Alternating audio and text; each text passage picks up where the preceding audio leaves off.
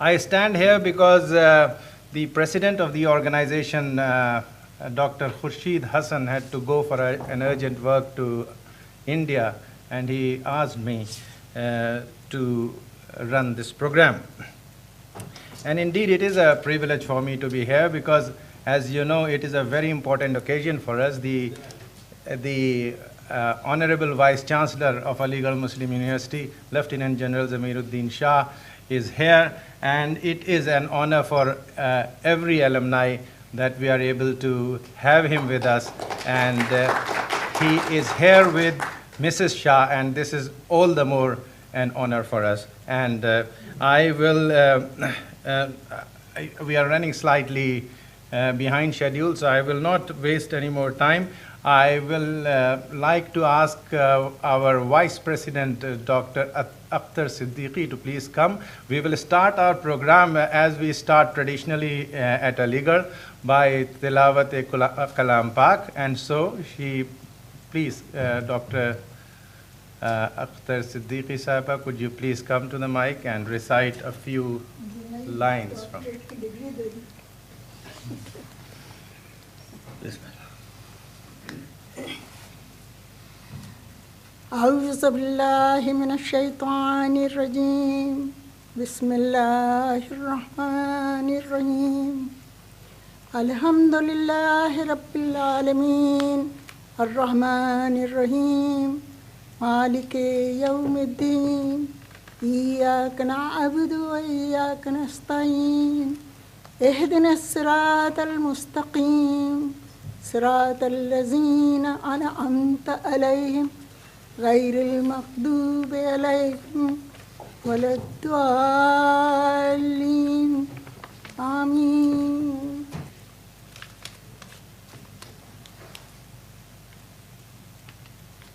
Thank you very much, Akhtar Appa. As you know, ladies and gentlemen, this program is being organized by the collaboration of Aligarh Muslim University Alumni Association and Queen Mary University of London. And I'm very grateful to Dr. Ahmad Wasim, who has supported us in organizing this program. And I also thank Professor Mike Curtis, the Dean of Dentistry, who's present among us. Thank you, sir, for coming. I now request our secretary, Mr. Firoz Uddin Mirza, to please come to the mic and formally welcome the audience.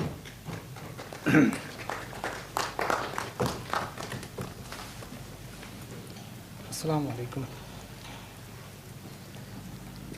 It is indeed a proud moment for the AMU Alumni Association UK, the Sir Syed Foundation London, founded by Dr. Farid, and all of you who have come here at the Perrin Lecture Theatre at Queen Mary University. We have with us our guests of honor, Mrs. and Janab Lieutenant General Zameeruddin Shah. Mr. Shah, as we know him most by way of being the current Vice Chancellor of our alma mater, the world-famous Aligarh Muslim University, Uttar Pradesh in India. Respected elders, ladies and gentlemen, I request all of you to join me in extending a sincere and heartwarming welcome to our esteemed and much-loved guests of honor this evening. Please welcome with thunderous clapping Mrs. and Janab Shah to this program. Here are a few quick extracts from the vision when I was going through the official university website to see, because I don't know him much personally, to see what his vision is. And I quote few things from there.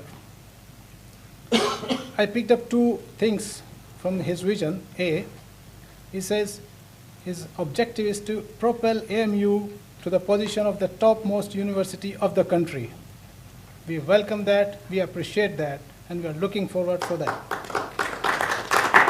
Another part says, total integrity will be my priority, and it is non-negotiable. Sir, we very much appreciate that. We want to proclaim today that we will take these words with us and trust you, because I know that, I know what these words mean when they come from a person who had been at the top echelons of the armed forces. I had a glimpse of that integrity and discipline during my NCC days, when in the Army attachment camp before earning my B certificate. So, respected Vice Chancellor, we are very hopeful with you at these helms. We are hopeful that under his stewardship, the university will improve by leaps and bounds educationally, and also in terms of fruitfulness for those who come to seek knowledge there. He also exhibited that he cares for the students, but also values everyone connected with AMU. And the evidence is he being here, despite most of the alumni not being here today. We are happy and thankful that he did not forget even those bulbuls who once sang in the gardens of the alma mater, and despite being overseas, preserved those tweeters forever. I once again, on behalf of AMU Alumni Association UK and Sir Syed Foundation London, welcome Mrs. and Mr. Shah this evening. Thank you very much, and Jazakallah.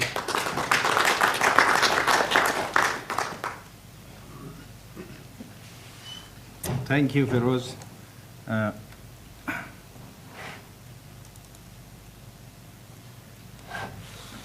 Aligarh Muslim University, which is one of the prime universities of India, was founded by an extraordinary man called Sir Syed Ahmad Khan. In the next few minutes, I will be talking about this extraordinary man and about his mission. That will set the scene for further lectures which will be delivered by Ahmad Wasim Sahib and our Honorable Vice Chancellor. मत सहल हमें जानो, फिरता है फलक बरसों, तब खाक के पर्दे से इंसान निकलते हैं. After the time has been in search for hundreds of years, it finds a glowing human face revealing itself out of the curtains of darkness and dust.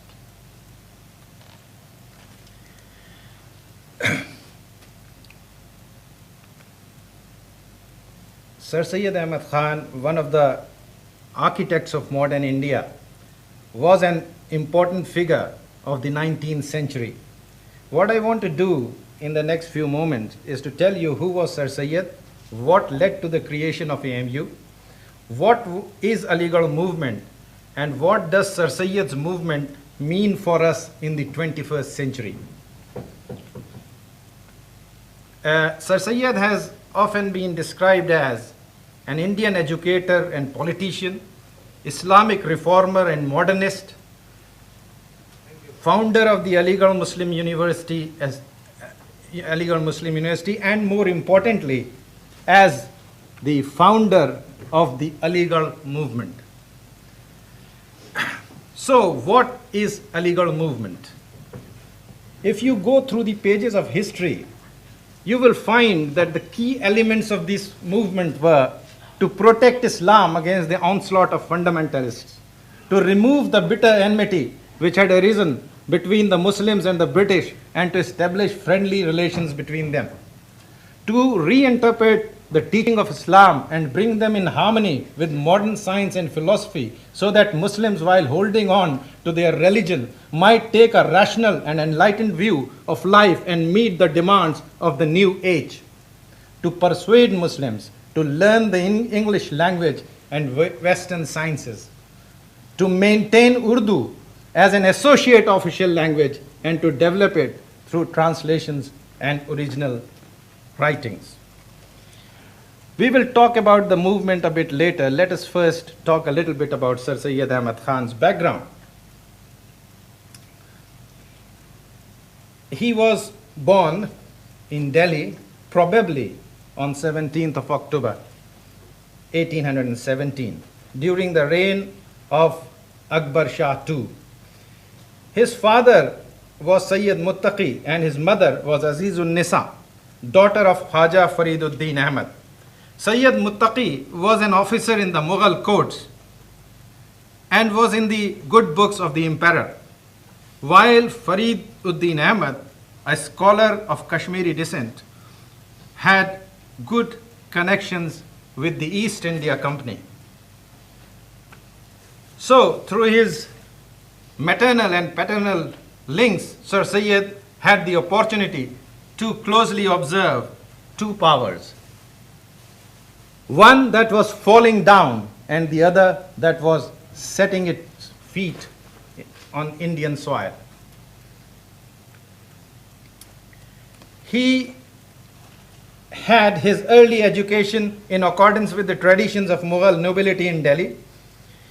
As a young man, he participated in a number of sports. He used to move around with light-hearted, jovial friends and enjoyed having parties and attending music and dance performances that were held at Mughal courts. He was awarded prestigious titles by the emperor. He learned and practiced medicine for some time, but then joined courts in UP and was later promoted to the post of Munsif, which is actually a judge in a court in India. He was quite particular about etiquette and was always elegantly dressed and impeccably behaved. He was a man with a traditional background but modern outlook. His friend Graham describes him as being of middle height, massive build, having big beard and a hearty laugh. And there are stories about his beard. He had a big beard because one, that was the fashion of the time. But also, we are told that he had a big goiter, and his big beard will hide that goiter. He was a man of letters as well as a man of action. His first publication, Jam, which was in Persian, came out in 1840. Asar Sanadid, which is a study of Delhi's monuments, came a bit later and brought him some popularity. In 1855, he published his edition of Abul Fazl's Ain-e-Akbari. There is an interesting story about Sir Syed's Ain-e-Akbari. Sir Syed sent his Ain-e-Akbari to Ghalib for comments and for writing a taqreez, which means a laudatory foreword to the book. And this intellectual and scholar, Ghalib, though a product of Mughal culture himself, could foresee the imminent Europe-sponsored change in world polity. Ghalib wrote a poetic foreword for this new edition of Ain-e-Akbari, but it was not the type Sayyid Ahmad might have expected. Ghalib commented, "The book had a value only as an antique document." He advised Sayyid Ahmad not to waste his talent in ruminating the past, but to look to the future. Ghalib's original taqreez in Persian has been translated into English by renowned Urdu scholar Shamsur Rahman Farooqi and into Urdu by Dr. Khurshid Rizvi. And both translations are worth reading, and they are available on Wikipedia. At least the English one is available on Wikipedia. Some of its parts are particularly interesting. I will not go into too much of detail about this, but I would like you to just see what is on this slide on the last page, last stanza. Go to London, he says, for in that shining garden, the city is bright in the night without candles. It is possible that Ghalib's view only indicates the prevalent line of thinking among enlightened Muslims of the time, but it is not unreasonable to assume that the advice of this intellectual giant made Sir Sayyid reflect upon the choices he had and helped him decide the direction of his future travel. In 1857, there was massacre in India. Sayyid Ahmad's book, Asbab-e-Bagawat-e-Hind, gave a fair account of the faults committed by British officers and proposed solutions to bridge the widening gap between the new rulers and the natives.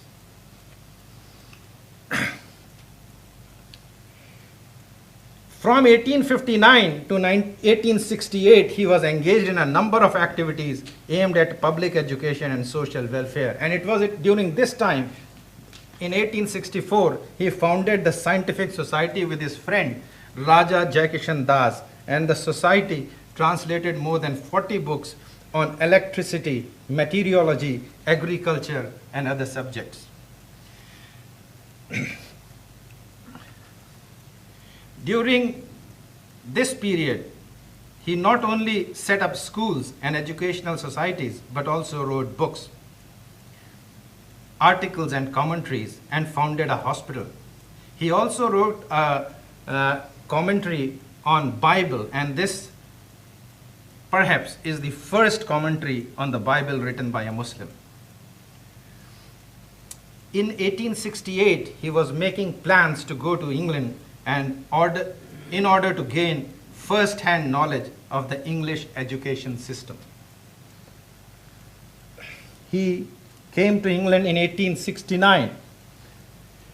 He was awarded Order of the Star of India. He stayed here 17 months, visited schools at Harrow and Eton, University of Cambridge, University of Oxford. Here he freely mixed with people of all strata. He joined clubs, attended functions, and saw almost every aspect of British life. He went back to India with a determination to establish an institute on the model of Oxford and Cambridge. Within months of return from England, he started the journal Tehzeeb-ul Akhlaq. First issue was brought out on 24th of December 1870. 2 days later, a committee was set up to launch MAO College, Mohammedan Anglo-Oriental College. The launching of Tehzeeb-ul Akhlaq marks the dawn of an era not only in Urdu journalism, but also in Indian Islamic thought. Through this journal, he challenged slavery and bonded labor, spoke of women's rights, argued in favor of interest in government loans, criticized taqleed, which means blind adherence, and advanced and advocated ijtihad, which means reinterpretation of religious concepts according to the needs of time. Through the journal, Sir Sayyid came out in the open with his modern and revolutionary ideas, writing boldly on controversial issues. He confronted the obscurantist head-on. He was called Christian, Mulhid, Kafir, but he did not stop. Ideas emanating from Tehzeeb-ul Akhlaq spread like fire, burning the dead wood of stale conservatism and illuminating the way towards modernization and development. In 1877, the foundation stone of MAO College was laid down, and his hard work continued. In 1880, a controversial but modernist commentary on the Quran came out. After the opening of MAO College, he was nominated to Imperial Legislative Council. And when I was going all through these papers, it was very interesting for me to find that he initiated a bill in favor of compulsory vaccination against smallpox as a member of this council. Sir Sayyid's commentary on the Quran shows that he recognized the limitation of language in interpreting religious concepts. He did not believe in miracles and felt that they were indicative of the metaphorical and allegorical nature of the text. Sir Sayyid's MAO College was a planned community enlightened by a galaxy of intellectuals of the time, like Theodore Beck, Altaf Hussain Hali, Zakaullah, T.W. Arnold, Nazir Ahmed, Shibli Nomani. Free discussions and debates on moral and philosophical issues were encouraged on the college campus. The aim was not just to impart education, but also to inspire creativity and to keep the students' inner spirit alive. On 27th of March, 1898, Sir Sayyid's exceptional life came to an end. He was buried in what was then the MAO College Mosque. He left behind a college that became a university and a movement that transcends geographical and temporal boundaries. Let us remind ourselves of some of his memorable quotes. I won't read all of them, but some important ones. The student will soon discover that truth is many-sided, and the world is a good deal wider than his own sect or society or clan. India is a beautiful bride, and Hindus and Muslims are her two eyes. If one of them is lost, the bride will lose its beauty. It is my dream that Indian Muslims of tomorrow has philosophy in his right hand, natural science in his left, and crowns his head the kalima. O Hindus and Muslims, do you not both live here, and are you not buried in this land or cremated in the hearts of this land? Remember that Hindu and Muslims are words of religious significance only. Otherwise, Hindus, Muslims, and Christians who live in this country constitute one nation. His work gave rise to a new and liberal thinking among Muslims, which led to the emergence of a new generation of Muslim intellectuals and politicians who applied logic and reasoning in religious interpretations. One of them who was inspired by Sir Sayyid was Allama Iqbal, and he says about religious interpretations. The claim of the present generation Muslim liberals to reinterpret the foundational legal principles in the light of their own experience and the altered conditions of modern life is, in my opinion, perfectly justified. The teaching of the Quran that life is a process of progressive creation necessitates that each generation, guided but unhampered by the work of its predecessors, should be permitted to solve its own problems. Another one who was inspired by Sir Sayyid was Maulana Abul Kalam Azad.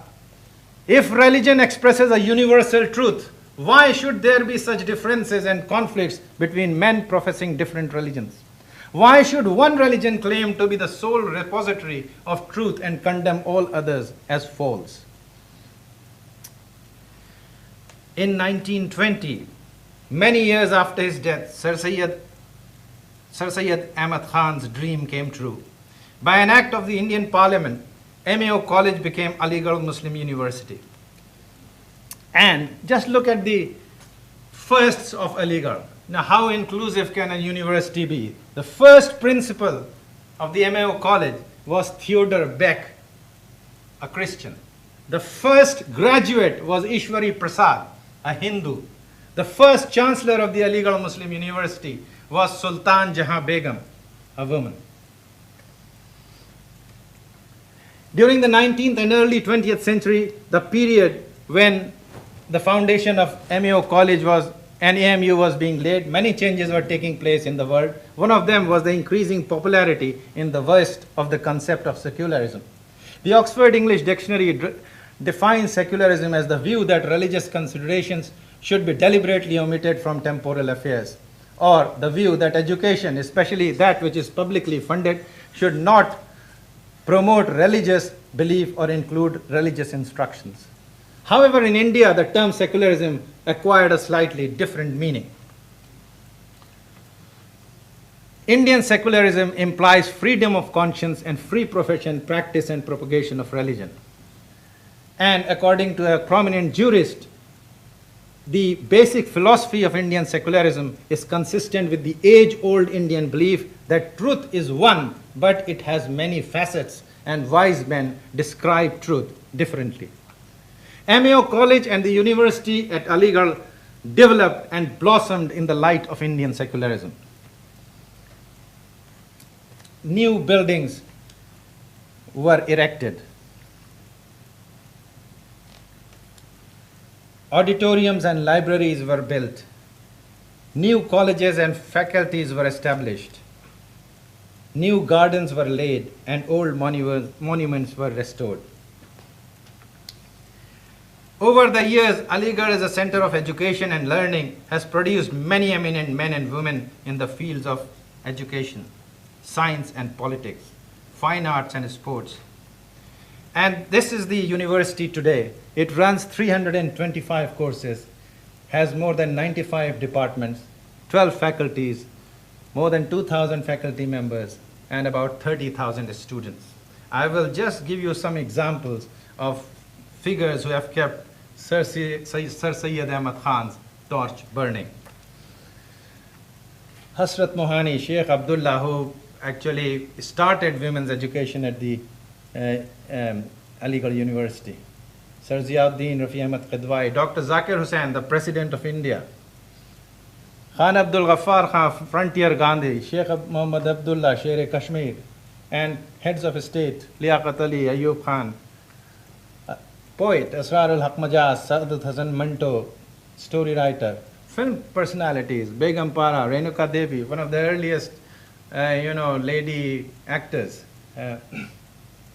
sports person, Ghaus Muhammad, tennis, Lala Amarnath, cricket, Zafar Iqbal, hockey, Talat Mahmood, Rahim Asum Razat, Mushtaq Ahmad Yusufi, the greatest Urdu humorist, Ali Sardar Jafri, Ismat Chughtai, Irfan Habib, Zahur Qasim, and I'm sure Mr. Vice Chancellor knows this face, Nasiruddin Shah, Shahriyar, and the present Vice President of India, S. Hamid Ansari Saab. So, today, students of AMU are spread all over the world. Just as Sir Syed prophesied when the foundation stone of MAO College was being laid down. He said, and I quote, "This small plant one day will turn into a mighty tree whose branches will spread all over the world." Sons and daughters of Sir Syed's Aligarh live and work as productive and successful members of multicultural societies all over the world. Living with others comes naturally to them because that is what Aligarh has taught them. But the 21st century has brought with it some new challenges. Terrorism, war, environmental issues, world poverty, discrimination, and new diseases. How can these problems be solved? They cannot be solved in isolation. Societies and communities working in isolation. They certainly cannot be solved by the rhetoric of clash of civilizations. They can be solved, however, by opening the doors of knowledge and by collaboration in all fields of knowledge: arts, science, culture, religious studies. And this was the approach which Sir Syed Ahmad Khan took in the 19th century. And this is the approach that is needed in the 21st century. This is the approach that can make a better and a happier world for all. Thank you, ladies and gentlemen.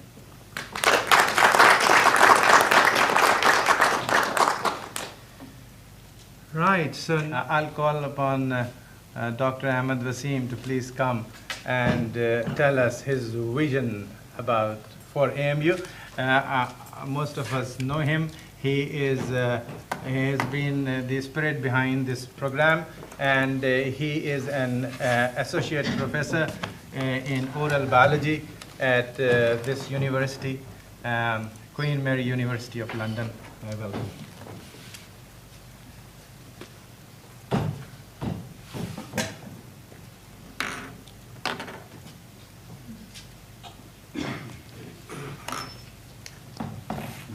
Good evening. The Honorable Vice Chancellor of Aligarh Muslim University, Mr. Zameeruddin Shah, Mrs. Shah, my colleague, Professor Curtis, and AMU alumni. First, I want to thank Dr. Hilal Fareed for including my name in the list of speakers at this reception. Now, this is the first time I'm speaking in front of AMU alumni as well as our Vice Chancellor. So when Hilal asked me to speak at this reception, I took my own time to come up with this topic, my vision for AMU. Now, some of you might wonder, how much do I know the present day AMU to have a vision about it? A lot is my answer. I would like to say a few words about me. I did my PhD from Aligarh with one of the best known biochemists that Aligarh has produced, Professor Ahmed Salahuddin. He was the man who established biotechnology at AMU, the most successful research unit at the moment at AMU. Although I physically left AMU a long time ago, but mentally I never left it, which is the case with most of AMU alumni. Every time I visit Aligarh, I spend hours talking to students and staff, giving lectures about my own research, giving lectures to undergraduate and postgraduate students. And the other day, I was looking at some web pages from AMU, and I found my name in the Department of Biochemistry, and I would like to show that. So this is Department of Biochemistry from Jain Medical College, notable alumni of the department, and you can see my name. And then the two more places I could see, this is Department of Biochemistry from Life Sciences, and you can see my name. I found that at another place as well, which is notable alumni of this biochemistry department in Life Sciences, and that you can see Ahmed Wasim with Queen Mary University of London. So what I'm trying to say is that I have been very closely associated with that institution. I have got a picture here, you can see. This was taken soon after I gave a lecture. Here I am. And this is Professor Zameeruddin, ex-Vice Chancellor of AMU. This is this is the principal of Dental College, and it's the principal of Medical College over there.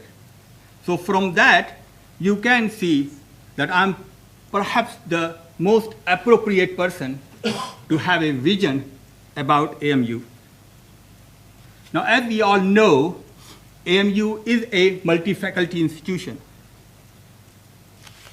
But I'm not going to talk about art and culture and dance, because I'm not really in that field.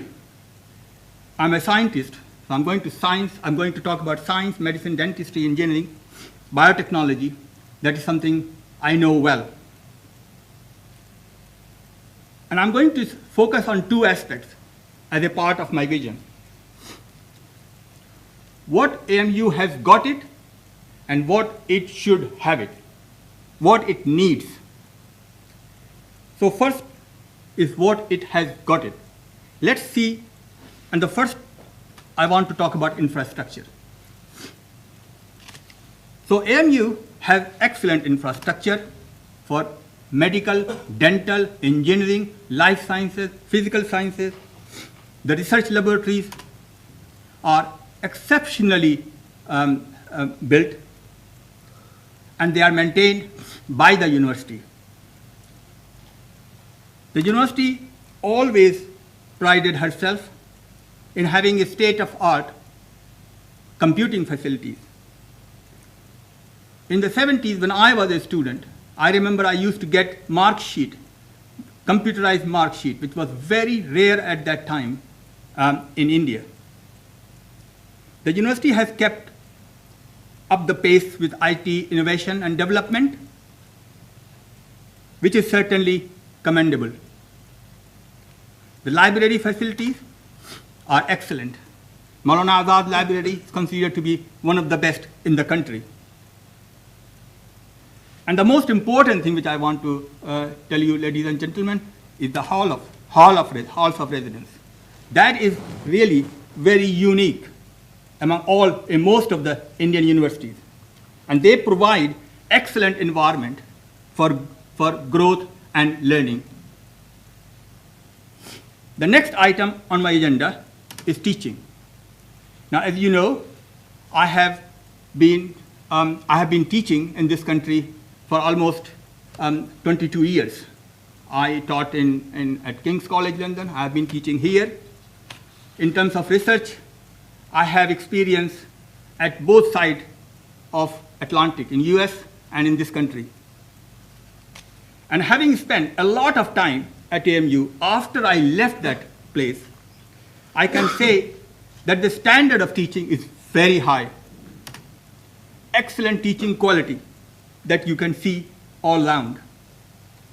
I was impressed to see students so good at mental maths. And most of them come from English medium, so it's very easy to communicate. Now, AMU has recently introduced a feedback system, which is the same which we have in this country, where the students are asked to provide feedback about the quality of teaching by the staff, by the teaching staff. That's really great. I was so impressed to see that. And the other thing which I would like to say, which is the student feedback system. And the last item is that the postgraduate program at AMU has introduced research project that was not there when I was a student at that place. It's a very good development. Yes, Absolutely. definitely. Now, the other thing I want to say is about staff development. That is something taken very seriously by AMU. Staff development is so important that if you do not have staff development courses, there are specific courses that you are asked to attend. And if you don't attend those courses, you cannot apply for promotion. And it's absolutely brilliant that they have started doing that. So that is very, very important, and we should all appreciate that. The most important thing I want to talk about is research. Okay? Now, when it comes to research, AMU has done really well. And I want to talk about two individuals because I know them very well. One of them is Professor Ahmed Salahuddin, who I did my PhD with. And here he's a renowned biochemist, the only AMU biochemist to have two PhDs. He did one from AMU and the other from Duke University, USA. And the only AMU alumnus I know to have published a paper in Nature from the work which he did at AMU. Okay? It's not that the work was done at US. He published paper in Journal of Biological Chemistry, Biochemistry, Biochemical Journal, BBA, the same kind of publication we would like to publish, or we publish here in this country, or in US, or in the West in general. And he was the one who established the biotechnology unit at AMU. The other person I want to talk about he was my teacher and a mentor, is Professor Majid Siddiqui. He used to work on cholesterol metabolism, and here a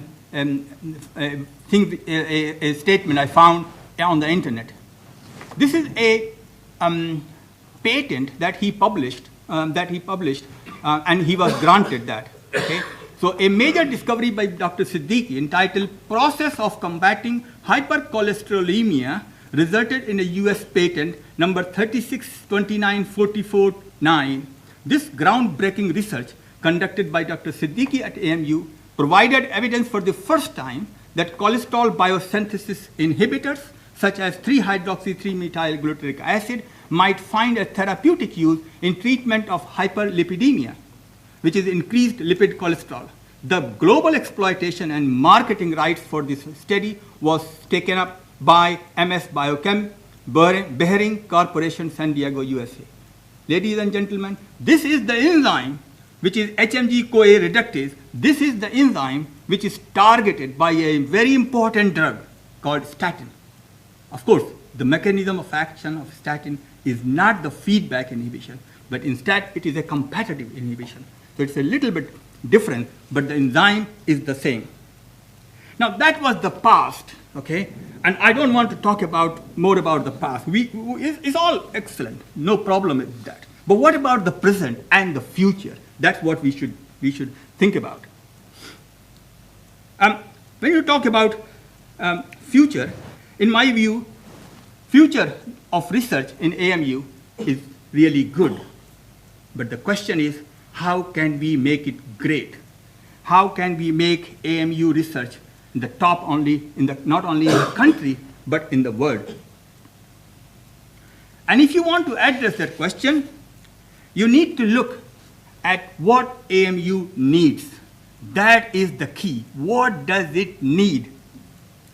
Okay? By the way, in my view, it doesn't need a golf course. It doesn't need a very big gym. Okay? It's nice to have a golf course. It's nice to have a gym. Okay? But that is not which is going to improve the quality of research in my view. That is not what we want. Now, having spent a lot of time with AMU researchers over the last about 20 years, I can identify 3 things, ladies and gentlemen. 3 things which would make a huge impact, not only for research in the country, but will make AMU one of the best in the world. So what are those things? One thing, the top on the list is power, power, and power. Okay? India is known for a chronic power shortage, and Aligarh is no exception. AMU needs desperately an uninterrupted supply of power. But that would take 10 years. Decades. Can I say something? Please do not interrupt the speaker. Let the speaker speak. There might be a chance to ask questions later on. Please, that disturbs everybody. Thank you. We need the AMU, one thing which is very important, it needs uninterrupted supply of power. I must say that the power situation has improved tremendously to that what it was when I was a student. We used to have power cut for 6 hours, sometimes overnight. I remember I used to come in the middle of night to do my experiment because during the day there was no power supply. And it was not in Aligarh, it's all over the country. So what is the solution? There is something which I have been saying for a very long time to my colleagues in US, Canada, in this country, in India, and throughout the Middle East, because I have a very big network of people all over the world, is to have that the AMU should have its own power plant. AMU should have its own power plant. And I'm delighted, I'm absolutely delighted to have the present administration is taking that idea forward. And there is a plan to have, for the AMU to have its own power plant. It will take time. Of course it will take time. Things do take time, especially in a country like India. But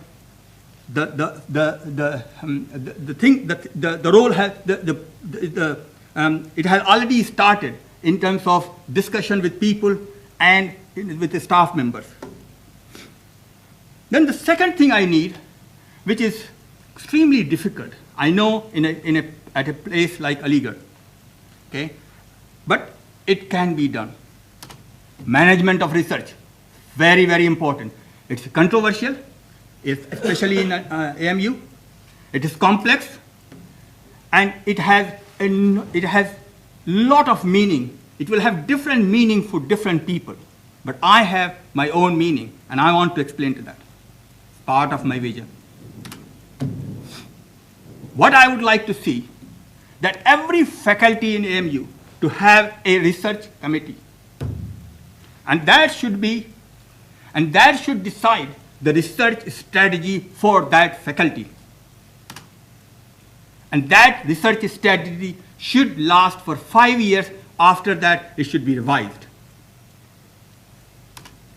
Every faculty appointment, whether it is a guest or otherwise, should fit to research strategy. And there should be role for AMU alumni in that research committee.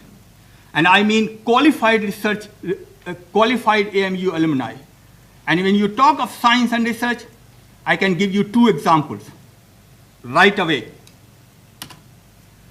Dr. Shahid Jamil, most of you must have heard his name. He is the CEO of India Alliance, an 80 million partnership between the Wellcome Trust and Department of Biotechnology, Government of India. And he is just round the corner, 125 miles away from Aligarh. I'm sure he will be more than happy to be part of any research committee that you create in AMU. And I can give you another name, Dr. C.D. Rao. He is the Associate Professor in Virology at Indian Institute of Science, Bangalore. Now, when you talk of science in India, the first name has got to be IISc, Indian Institute of Science, because that was established by the Raj and was one of the best, the best in the country, I should say, and one of the best in the world.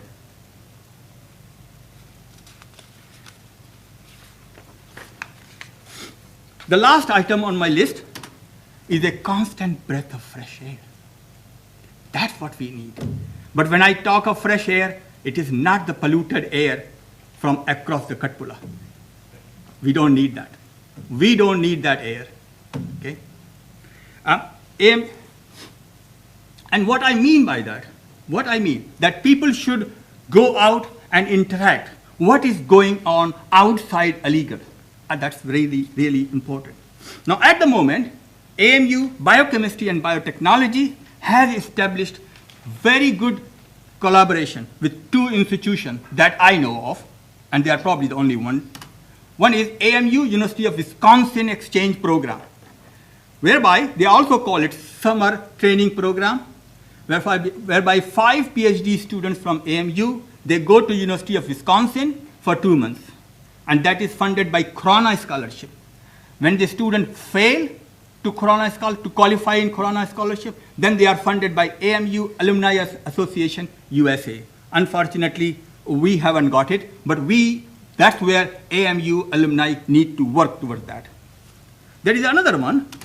It's called AMU Ohio State University Exchange Program, whereby 4 PhD students, their supervisors, 4 PhD supervisors, obviously, and 4 teachers, they spend 2 weeks in different laboratories in Ohio State University.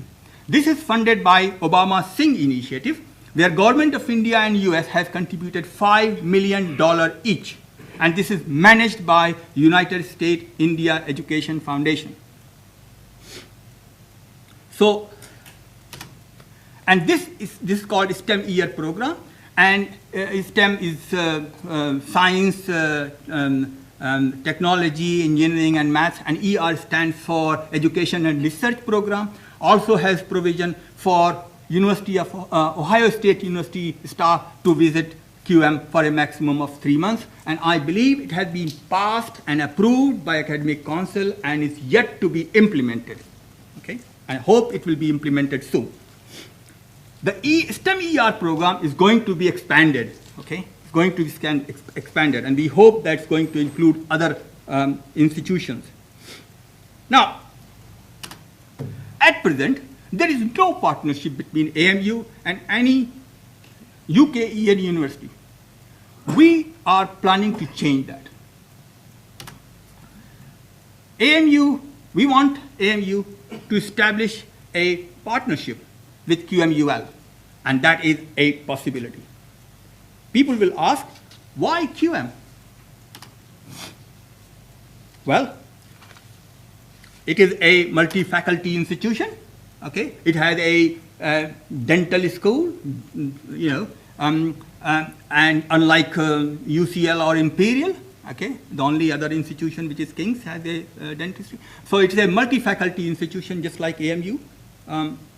It is located in East London, where there is a very large Asian population, and it helps if you are doing a research project, because the genetic makeup is going to be similar, and you can be able to in a position to compare data much easily, especially if the project involved epidemiology type project. Then the other reason is that QM is definitely one of the best institutions in UK. Okay? And that I'm not saying it. There are facts about it. I am going to present those facts, and I want you to take it from me and spread out those things in the community and across. Okay? Now, in this country, there is a group of universities called Russell Group University. This is like a Ivy League. Okay? These are elite institutions, in the country, and there are 24 of them. Until 2011, QM was not part of Russell Group of Universities. But in 2012, it all changed, and QM was invited to be part of Russell Group University. And that reflects the quality of education and research that we deliver at QM. So what is the plan for AMU-QM partnership? Okay. Well, we want to establish a link whereby students and researchers at each institution should know about the other. An AMU alumnus based in Middle East asked me the other day, how many students are going from QM and how many are coming from AMU? My answer was simple. Nobody is going from QM and nobody is coming from AMU. We just want to establish a link, a friendship, and see where does it take us. Ladies and gentlemen, we are planning to go out together. We are not dating yet. I must make one thing very clear.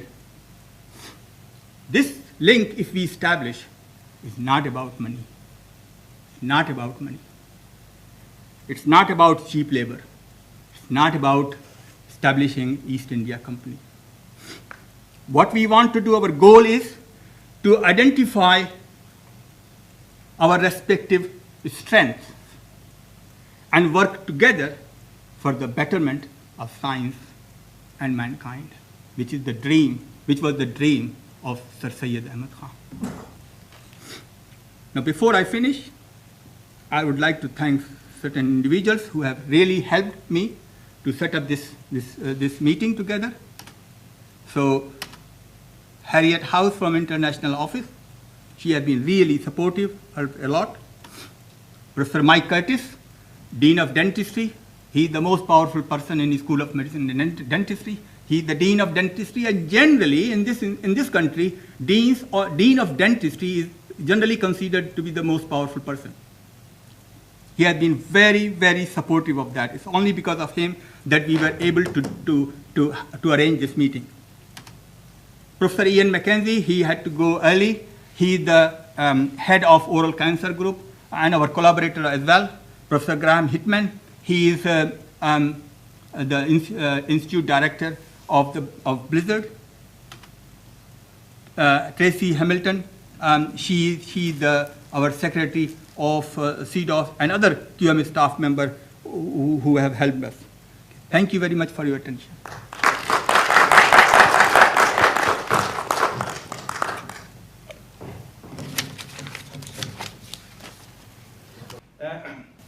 Ladies and gentlemen, the time for which all of you have been waiting has now come. And I have the privilege to invite the Honorable Vice Chancellor of Aligarh Muslim University to come to the podium and talk to you. As he comes, let me tell you a few things about his exceptional journey. Lieutenant General Shah's family comes from the Sardhana town of Meerut district in Uttar Pradesh. He is an alumnus of the prestigious St. Joseph's College, Nainital. He attended the National Defense Academy at Khadakwasla, Pune. He took part in the Battle of Longewala in the War of 1971. He is also, and I cannot not mention it, he is also the elder brother of one of India's most famous and most successful film personalities, the noted actor Naseeruddin Shah, who, in an article, has this to say about his elder brother, and I quote, "I figured that if I focused in the same way on my acting, I could make a serious career of it too. His being a good soldier inspired me to be a good actor." I unquote.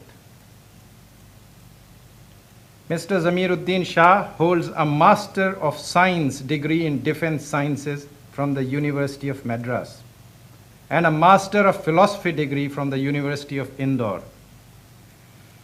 Lieutenant General Zameeruddin Shah retired as a senior officer of the Indian Army.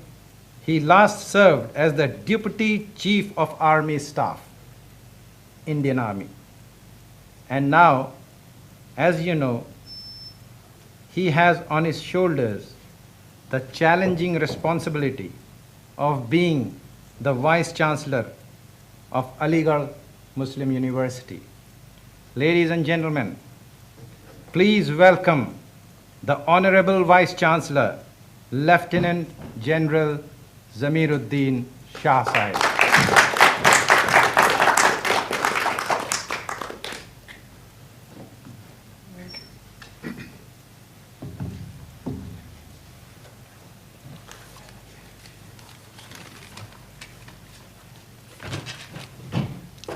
Assalamu alaikum and good evening to all of you.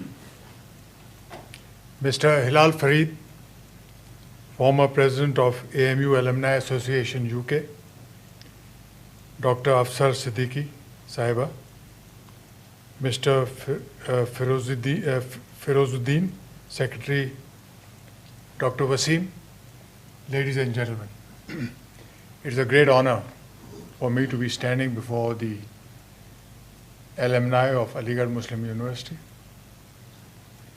Let me tell you that every time I meet alumni, I get a surge, I get empowered, I feel that we've got to do something for this great university of ours. My entire family was educated at Aligarh.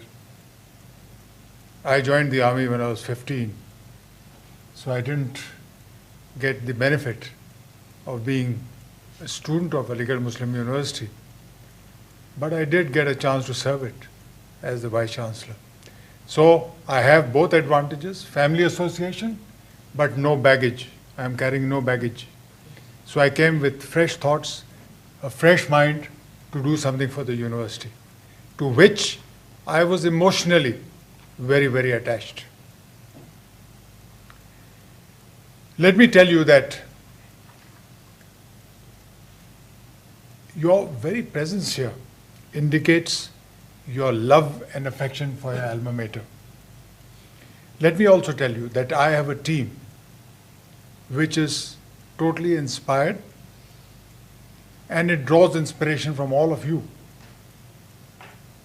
We have a committed team, totally. We may have different ways of functioning than normal academicians, but we are committed, we have a goal in mind, and we are going to achieve it, inshallah. I have no doubts about it. We have given out a vision statement 2020. If you go to the AMU net, you will read it, my vision statement. It says quite clearly, without any ambiguity, we aim to become India's #1 university by 2017. That's Sir Syed's 200th birth anniversary. We will get a louder clap when I tell you that inshallah by 2020, that's when AMU completes 100 years, we will be the first university of the country to figure amongst the top 200 universities of the world. At the moment, there are no Indian universities, I am sorry to admit, but inshallah AMU will be the first one. I would also like to tell you that Times Higher Education UK graded AMU as the 3rd best university of the country.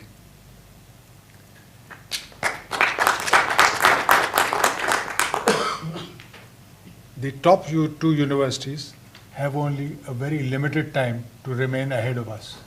We are going to displace them, and pretty soon.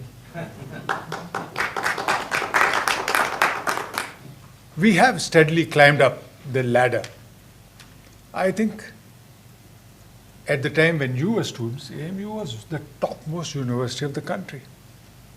Unfortunately, over a period of time, we had student disorders, closure of the universities, sign dies, and other unfortunate developments which retarded the growth of the university. I am very, very proud to say that for 2.5 years, there has been no closures at all. There has been unhindered academic activity, of which I will cover later, and we have made all-round progress.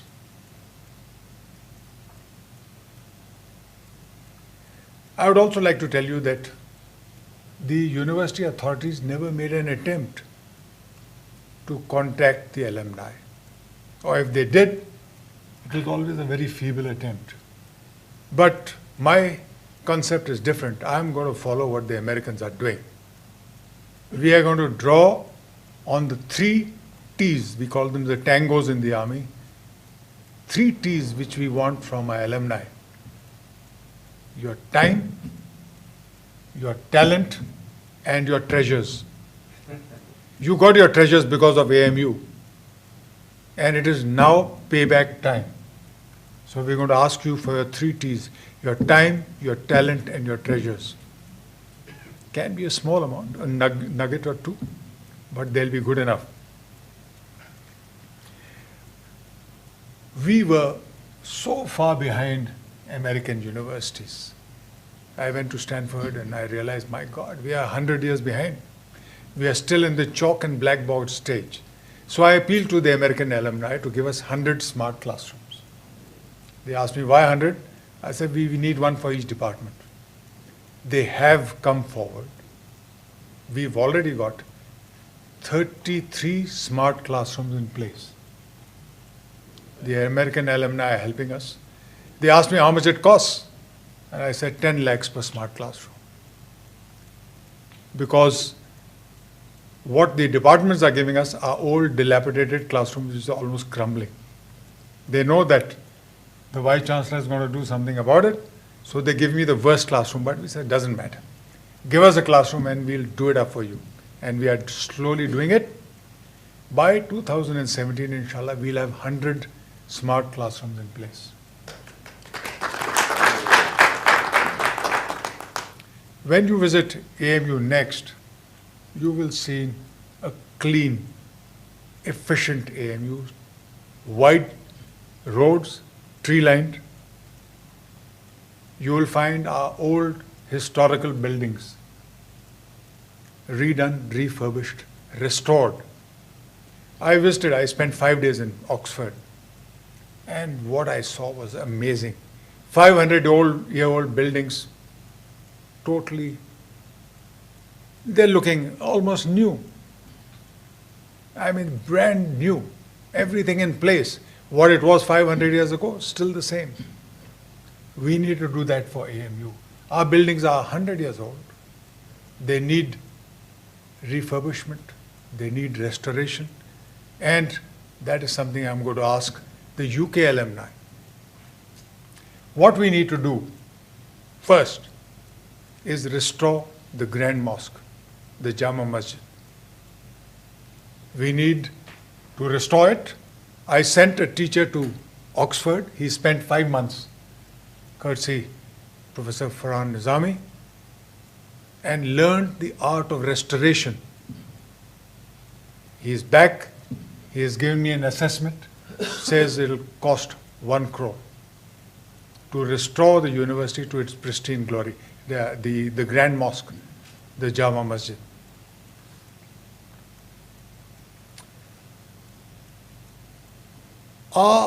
Sir Syed was a great archaeologist himself, and our historians have done a great job in unearthing India's treasures. But what was it?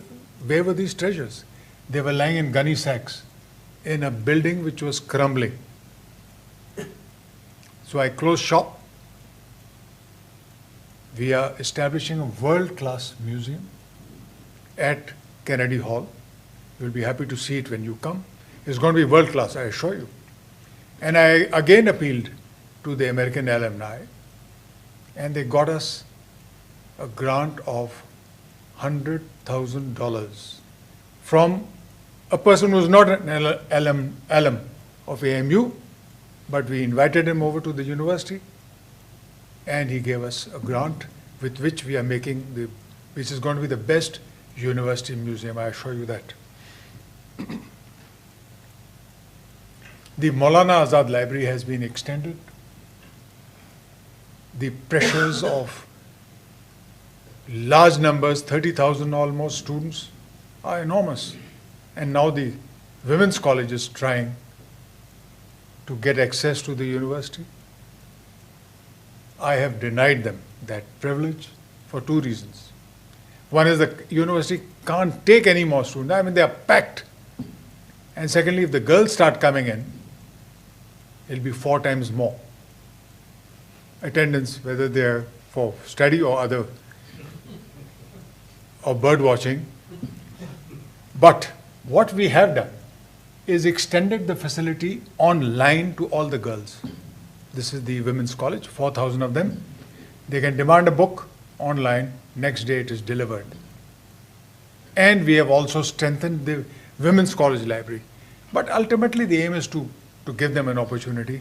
Once we expand the library more, we'll see whether we need to change things. We've got new blocks for social science, engineering college, Tibia College. Tibia College. We are going to be competitors to Hamdard. Hamdard is making a fortune. But our Tibia College Davakhana was in a small premises. And when I asked them, why aren't we expanding? They said, we don't have the space. But when I went through the accounts, I found they had 20 crores locked away in fixed deposits. I says, this money is lying idle. We are making a brand new factory. And inshallah, we are going to beat Hamdard. There's such a huge market for Unani medicine. People have come from the United States. They told me, General, whatever you produce, we'll take. So we're going to do that.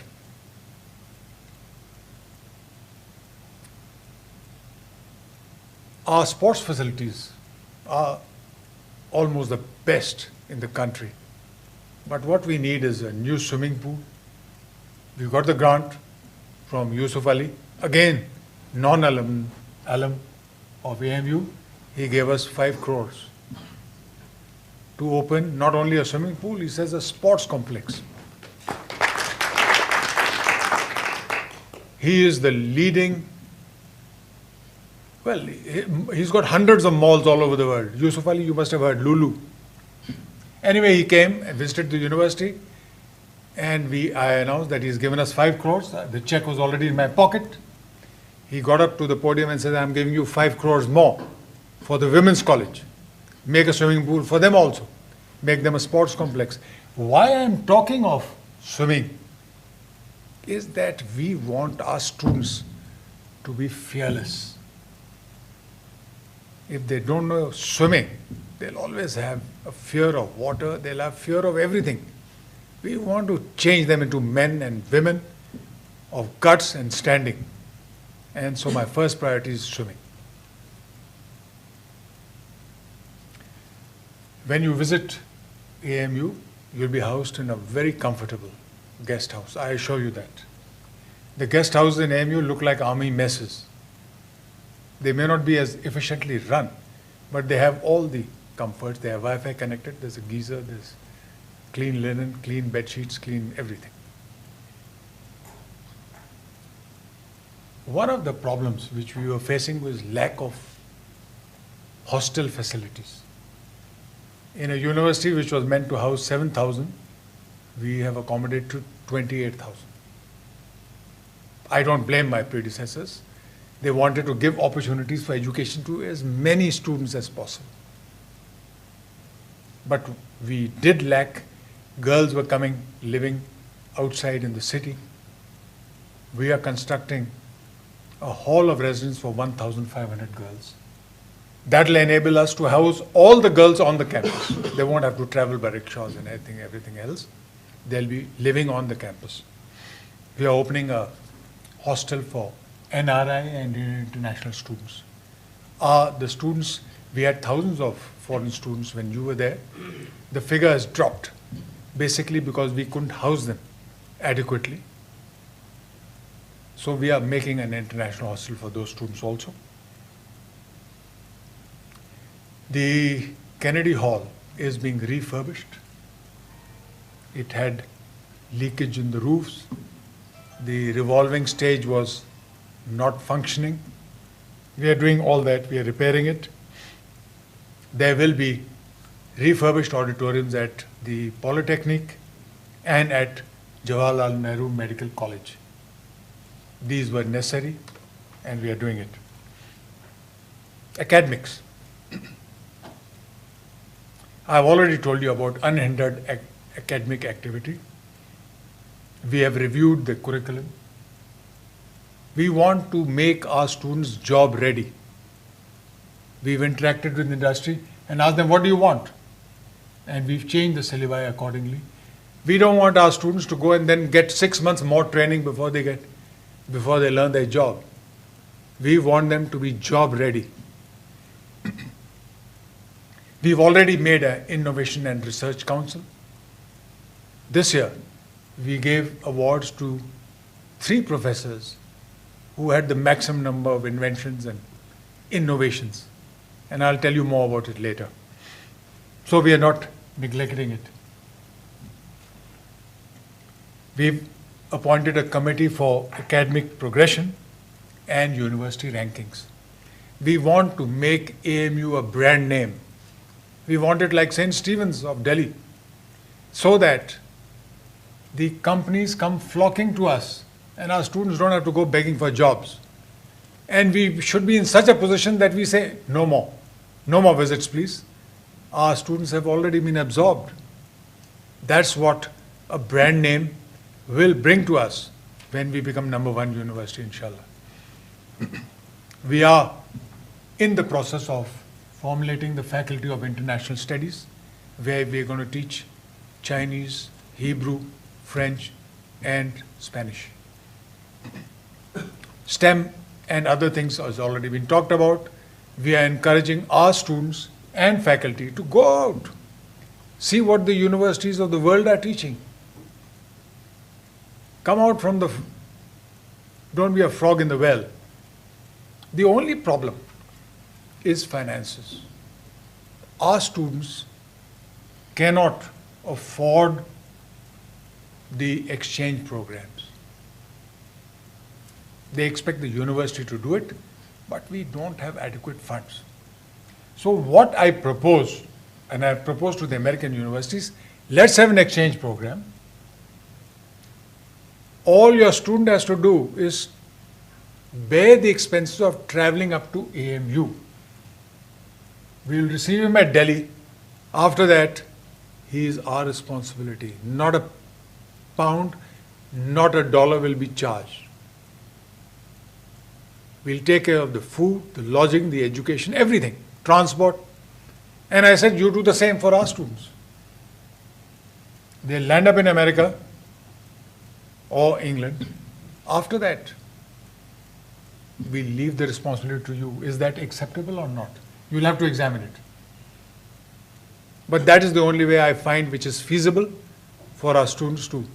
The exchange, student exchange program, the faculty will look after themselves, but the student exchange programs, I repeat, cost of travel up to the student, after that, no more. AMU will take care of the rest.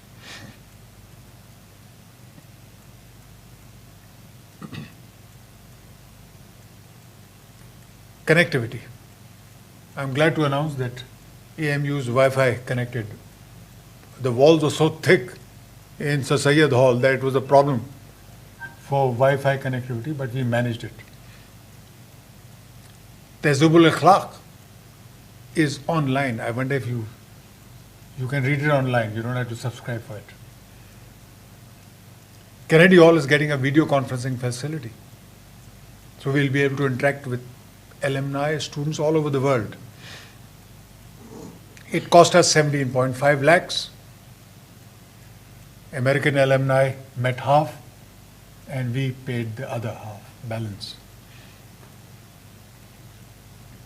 Ladies and gentlemen, I want to give you some good news. AMU nanotechnology is the best in the country. It's going to harness or going to lead. AMU is going to be the leader in the second green revolution of the country by harnessing nanotechnology. What have our scientists done? We have evolved nanotechnology processes by which we treated plants.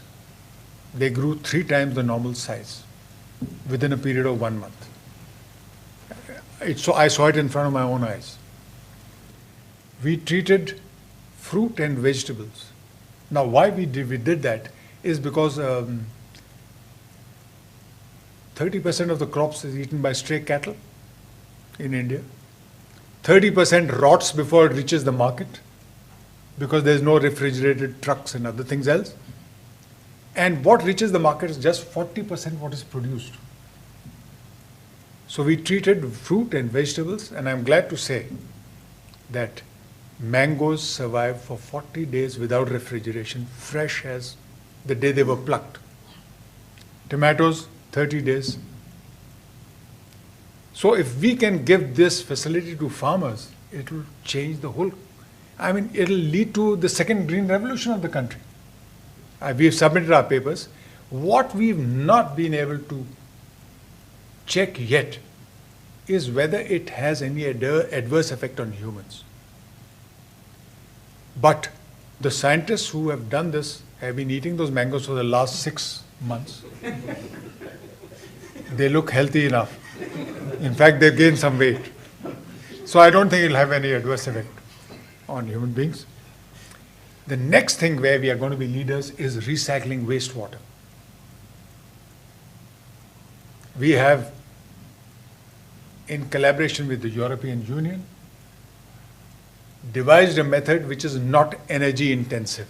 Wastewater recycling is very, very expensive in energy costs.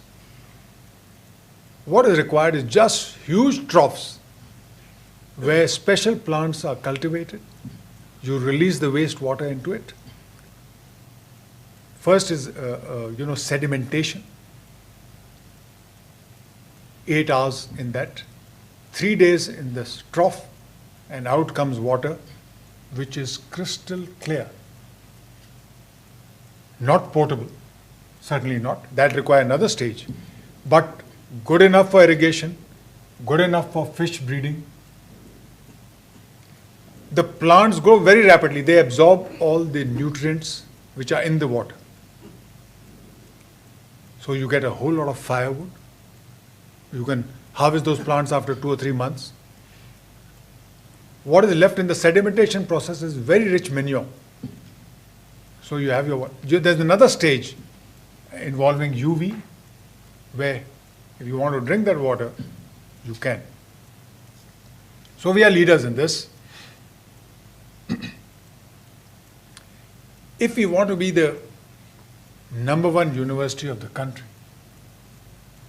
we cannot compete with the IITs or the IIMs or the liberally funded medical institutions. But we are trying. Where we are going to concentrate on is our traditional departments. Unani medicine, theology, West Asian studies, history, Arabic, Persian, Urdu. That's something I missed when I was a child. I went under care of Irish Christian brothers. I did know enough to write letters to my mother, that's it. But I'm correcting the whole thing. Urdu was taken as a laugh in AMU because its attendance was not counted, its marks were not counted in your degree, so nobody came for Urdu classes. And I found our students reading Hindi newspapers. So I said something's got to be done quickly. Despite all the resistance, we got it, pushed it through. Urdu attendance is now compulsory.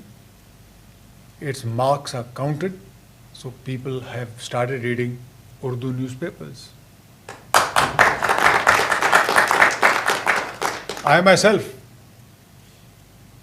am trying to learn Sher Shari. That's something where I get an inferiority complex. I can quote the Charge of the Light Brigade and other Lord Tennyson's poems, but Urdu's Sher Shari is something which I intend learning. Pa. We already have an agreement with the government that we'll get uninterrupted power supply, but unfortunately, I'm paying 26 crores a year for that power. That means all non-planned budget of 30 crores is gone in electricity bills. What we are doing now is we're going to invest 20 crores in sun farms. You know, having these huge capacity generators will be far too expensive. Sun farms, to generate 1 megawatt, you need 5 acres of land and 5 crores. So we're going to invest 20 crores and 20 acres of land. We've got hundreds of acres of unproductive land under agriculture which give us nothing in return. The cattle eat it up, the Malis steal most of the produce. We are going to have an in and out meter. We will feed the grid from the sun farms, and then we will consume electricity. So whatever we feed in will be deducted, and we hope that with the 4 megawatts, our bills will be cut into half. That means from 26 or 25 crores, it will be reduced to 12.5 crores. So the 20 crores which we invest, we should recover it in 2 to 3 years. The rest, the life of those panels is 20 years. We are negotiating with several firms to do this. So we'll have uninterrupted power and at reduced costs.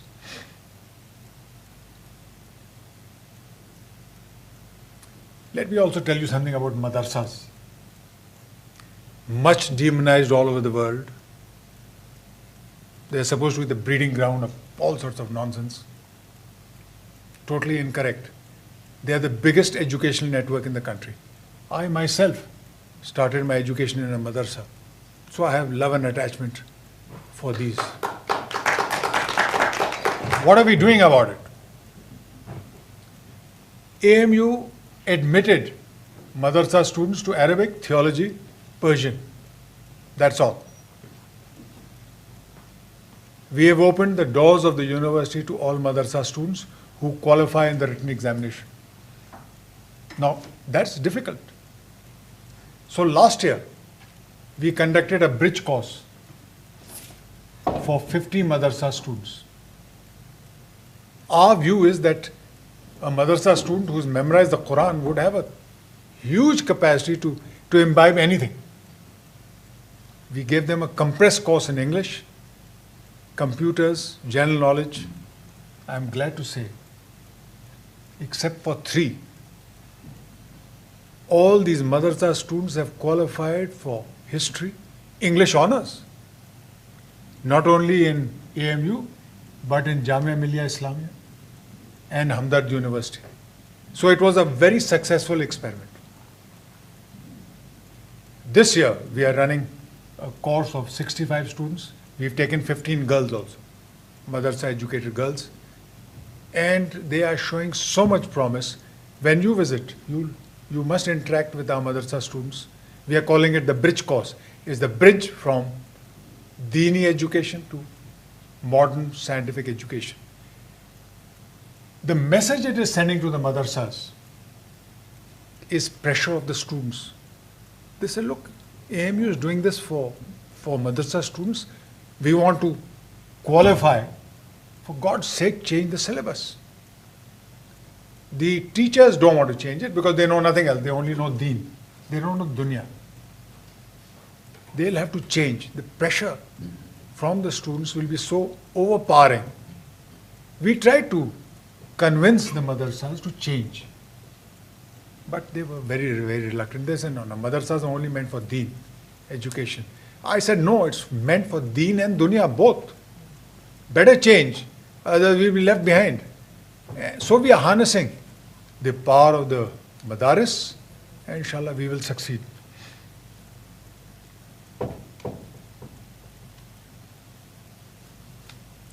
Having had the benefit of a good, first-rate school education, the army did the rest. I educated myself, the army gave me opportunities, but I went with a senior Cambridge. I realized that I was so well equipped with my senior Cambridge certificate to face anything. You can put anybody in front, at least I'll know what I'm talking about. What we lack is good schooling for our students. AMU is providing higher education. So we're making a start. We are starting off with establishing Sir Syed Public School at Muzaffarnagar for the riot victims.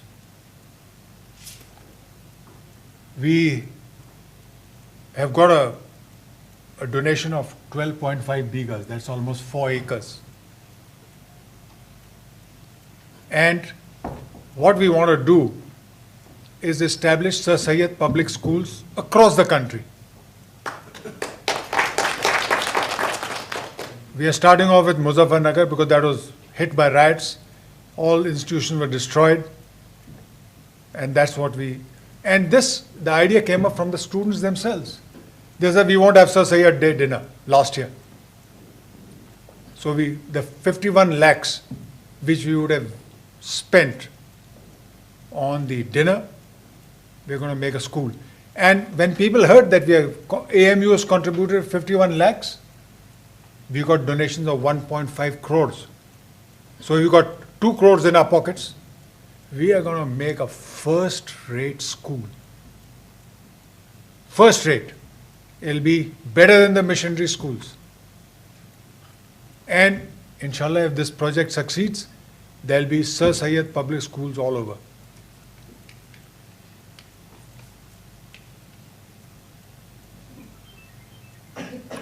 There is resistance to our forward movement. We are trying to run, not walk forward. When you move forward, even the air offers resistance. And we have a whole lot of resistance from some alumni, some teachers. The vast majority are behind us. But there is resistance, criticism. You would read it on the net. But we are not bothered.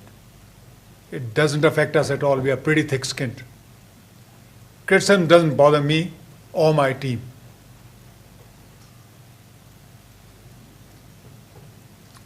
We will cut through resistance. It will not hamper our progress forward,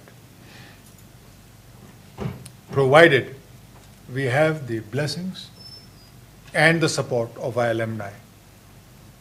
My last word to you is what I've been saying everywhere. Your 100 will make 100% difference to your alma mater. What do I mean by that? Whichever country you are in, if every alumni contributes 100 of the currency he is earning, just 100. If you are in India, 100 rupees is good enough. If you are in America, $100. If you are in UK, 100 pounds. If thousands of alumni give us 100 of theirs, it will make 100% difference to your alma mater. I have noted the advice given. I have already answered some of the things that are troubling you all. But let me give you one assurance. Inshallah, we will be #1 university by 2017. If you got any questions, I'll be happy to answer them. Thank you. Before I forget, I'd like to present a small memento to the Alumni Association of UK. Would you please accept it? I will request Dr. Mohit Siddiqui, who is the senior most person here and an ex-president of the association, to kindly receive it from the Honorable Vice Chancellor on our behalf. And I would request Dr. B.D. Khan to please join us. Have the honor. Please come. Thank you. Please.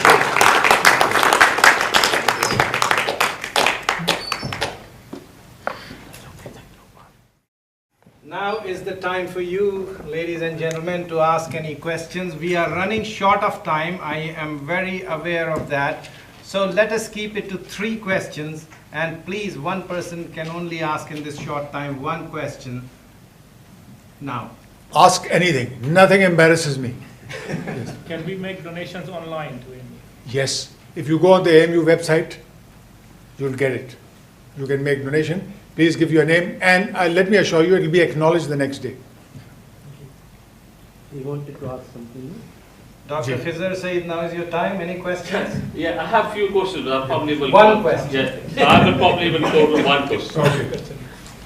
And it's not a question, basically a suggestion. My thinking is the AMU is struggling with income generation. With? Income generation. Yes. I think what you're trying to do is to reach out to the alumni and find out whether they can contribute, which is a very good thing. But I think you also have to look internally how you can generate income. One of the way of generating, I have the exposure of working and living in the top institutions in the world. And what they are doing, particularly Oxford and MIT, they are generating their own income. One suggestion is to generate income within the AMU. And that you can do by creating the science park. Whatever research you're doing, try to market it, exploit it, develop the companies. I had the liberty of working. Can I stop there, Yes. please? You have conveyed what you want to say. Mr. Vice Chancellor, do you have to respond? Absolutely. You're absolutely right. I have already told you about the Dawakhana. Very We are good, trying very to good work. energize our farms. The moat around the fort, which has been dry since 1980, will be filled up with recycled water. We are generating thousands of liters of wastewater, which is just being drained away. We're going to have fish farms. Most important is to stop the pillaging of the university. I'll just tell you, Banaras Hindu University has got a corpus of 2,600 crores. Ours is not even 40 crores. And they are just a few months older than us. So we are trying to save as much, a penny saved is a penny earned. We are trying to save whatever way we can, and that's why it's leading to a lot of criticism. People are finding, oh, I was used to so-and-so and now I'm not getting it. You jolly well have to live. And you're not poorly paid. Our teachers are very well paid. Thank you. We will. And the Science Park, we are already at it with the American alumni. There's a very good science park in Oxford. Yes. Try to get there. Yes. Very good science park. Very good. Absolutely. Thank you very much. We are already at it. Right. Is there any one last question? And if there isn't, then we will finish this session here. There isn't.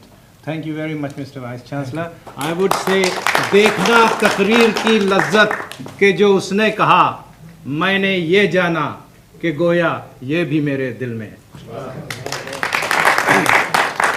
Mr. Vice Chancellor, I can assure you that we are behind you. You did mention about Tennyson's charge of the Light Brigade, but listening to you, it's very clear that you have thought it through, and your charge will be a different one, and it will be a positive one. And I assure you that we, alumni in UK, are with you. And we will do our best to make your programs a success. Thank you very much. And I ask now Nadeem Abbasi, our Executive Committee member, to come and deliver his vote of thanks.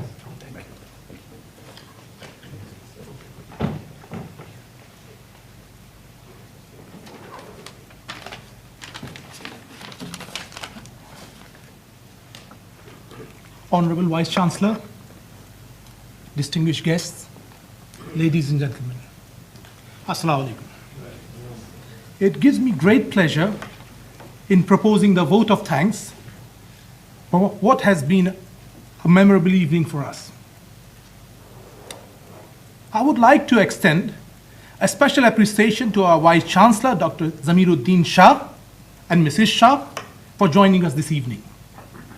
General Shah has been relentless in promoting service, quality, integrity, and sustainability over the last 2 years as the Vice Chancellor of a beloved alma mater.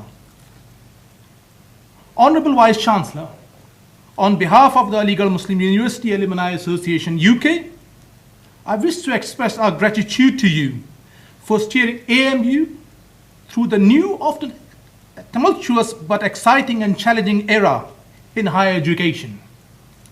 This has been achieved through your caring and people-centered leadership. I would also like to thank our guest speakers, Dr. Wasim, for his passionate vision for AMU, and who, along with the Queen Mary University, helped us organize this event. Dr. Hilal Farid for his talk on Sir Syed, AMU and us, and Mr. Feroz Mirza for your warm welcome address. And finally, my thanks to all of you for being here and being a wonderful audience. Thank you and good night.